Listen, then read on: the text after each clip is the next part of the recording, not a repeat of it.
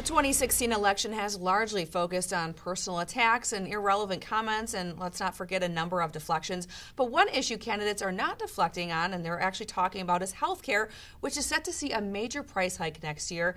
Hillary Clinton says she will keep Obamacare and make adjustments, while Donald Trump is pouncing on the price hike, turning a policy issue into a political weapon, saying that he will repeal it. Joining me now to talk about how health care will play into politics is political writer Israel Ortega. Thanks for joining us, Israel.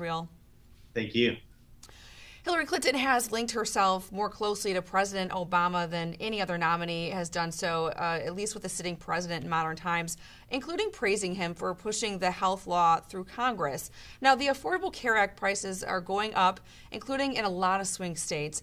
As a candidate, do you think that this is going to backfire for her? Yeah, I mean, certainly it's very risky for Secretary Clinton to try to embrace a law that is largely unpopular, which is remarkable considering that this law is now in its sixth year. I think, though, the problem for Republicans is that Donald Trump really hasn't capitalized on this until very late. For a large part of the year, he ignored this issue, even as some of these numbers were coming out. So he's trying to make this a bigger issue. But what I question or wonder is, will it be enough to convince those independent voters, considering that he ignored the issue for such a long time? His campaign manager, Kellyanne Conway, says by failing to denounce it, Hillary Clinton owns it. Do you agree with that? Yeah, I mean, certainly, Secretary Clinton has to be more specific about what kinds of changes she would do as president, because as a whole, and I've been talking to experts about this in my reporting, a lot of the folks that I'm talking to that have studied the numbers and have looked at this have said and are concluding that, look, unless the government continues to subsidize more and more, there's no way that this law is going to be solvent or sustainable in the long run. And so I think part of the challenge now for Secretary Clinton is articulating that idea or these ideas that are going to be different from what Obama has been doing. And so far, really, we haven't heard too much. And that's because she doesn't want to talk about this issue, obviously, because it's so unpopular. And voters don't typically vote based on a single issue, but people are experiencing problems with Obamacare right now. How much are people voting based on increases in the Affordable Care Act, do you think?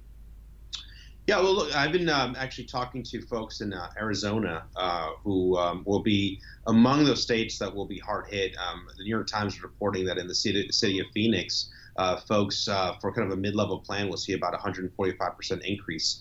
I was talking to someone in Tucson who was telling me that he's already having a hard time paying his monthly premium. He said he's not very politically kind of oriented, but because of this consequence of the healthcare bill, or healthcare law rather, he is starting to be more inclined to look at both candidates than he was before. And so I think that goes to show you that, yeah, I think for some candidates this could be, or for some voters rather, this could be one of those issues that kind of tips them over.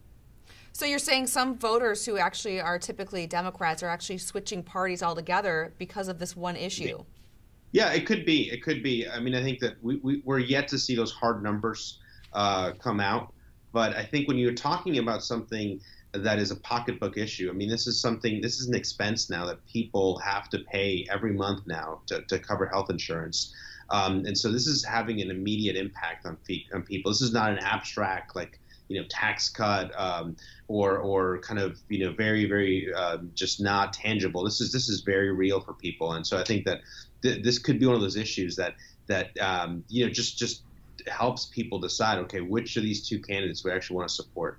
Yeah, it's a very real issue. I mean, taking into account you've got mortgages, you've got daycare, you've got college, and now you're adding this into the mix. I mean, so many things. It's making life almost unaffordable. Mm-hmm. Yeah, absolutely. And I think that's what it comes down to, bottom line.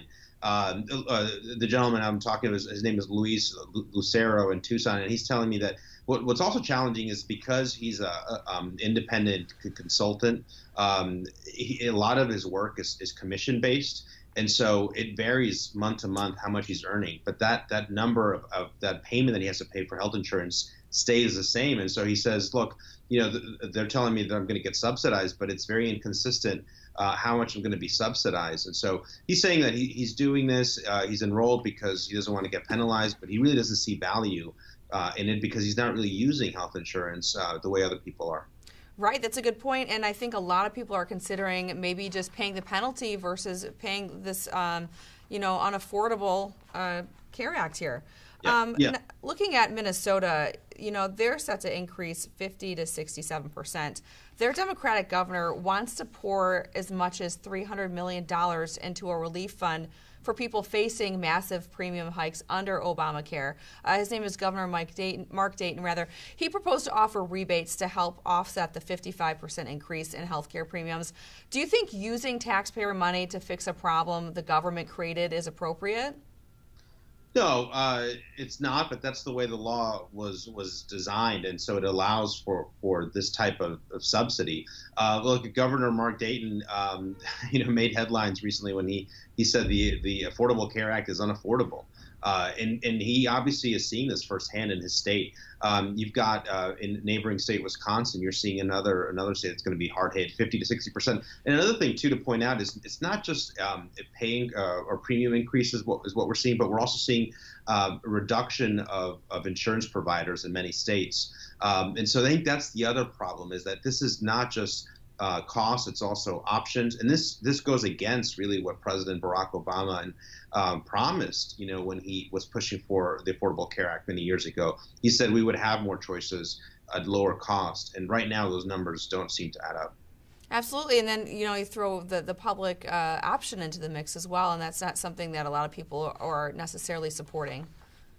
Yeah, right. So a public option would be another public-oriented, public-run insurance plan to compete with the private insurers. But the fact of the matter is that even when Democrats controlled the Senate, they had 60-plus votes. Were able to overcome a filibuster. They couldn't even get enough support among Democrats for a public option. Senator Tim Kaine, of course, the vice president running mate, has been on the record saying he's skeptical about a public option. So.